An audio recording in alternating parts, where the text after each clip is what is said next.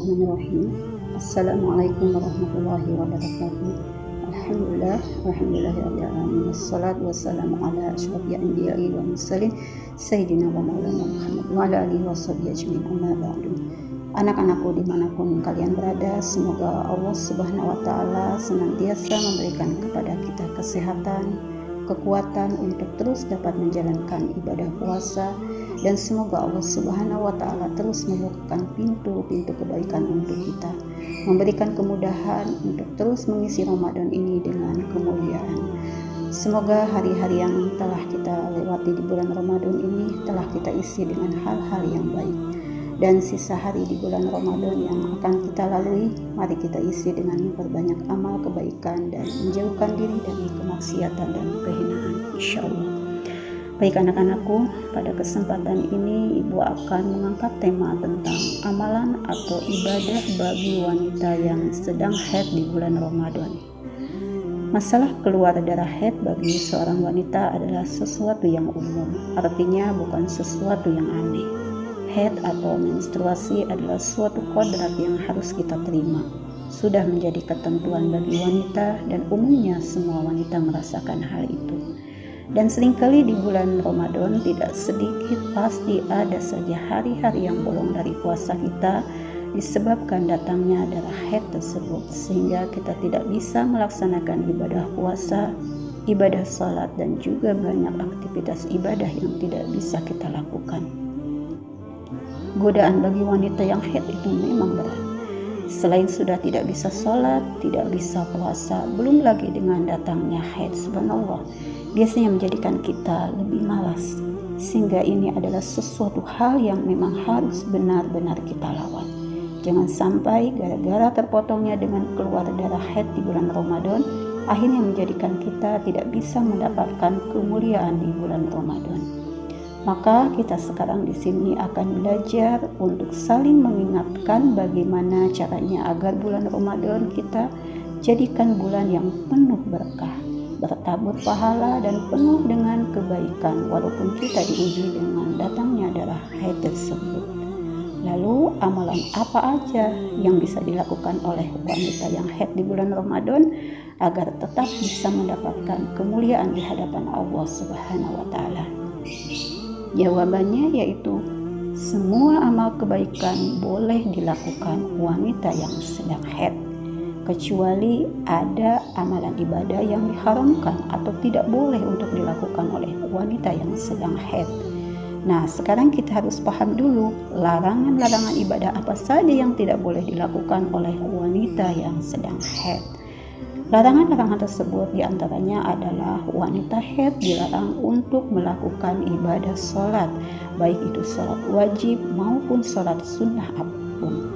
Wanita haid diharamkan juga untuk berpuasa, baik itu puasa wajib maupun yang sunnah. Tetapi jika tidak melakukan puasa yang diwajibkan, maka kita harus mengqadha puasa tersebut.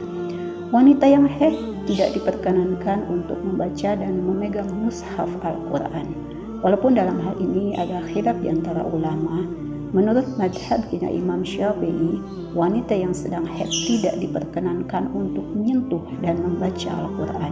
Tetapi menurut madhab Imam Maliki boleh dengan niat untuk merujuk hafalan dan mengajar dan belajar Al-Quran. Kemudian wanita haid tidak diperkenankan untuk iktikaf di masjid dan tawaf bagi yang melaksanakan haji dan umrah. Kemudian ada larangan lain, yaitu melakukan hubungan suami istri dan niat bersuci di saat haid dengan niat untuk beribadah juga tidak diperkenankan. Itulah larangan-larangan ibadah yang tidak boleh wanita haid untuk melakukannya. Lalu, apa saja amalan bagi wanita haid ketika bulan Ramadan agar tetap mendapatkan kemuliaan dari Allah Subhanahu wa Ta'ala? Pertama yang harus dilakukan ketika keluarnya darah haid, maka di benaknya muncul perasaan sedih. Kenapa demikian? Karena kesedihan disebabkan ia tidak bisa sholat, tidak bisa puasa, tidak bisa membaca Al-Quran. Ini bukti ia beriman kepada Allah Subhanahu wa Ta'ala. Ini adalah predikat wanita yang bertakwa.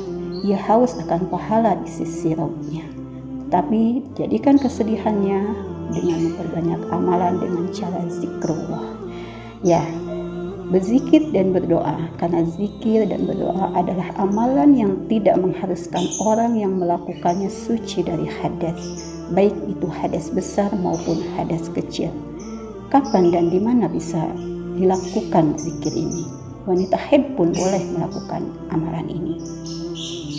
Memperbanyak zikir dengan membaca tasbih, tahmid, dan takbir serta memperbanyak beristighfar. Amalan zikir pahalanya luar biasa besar.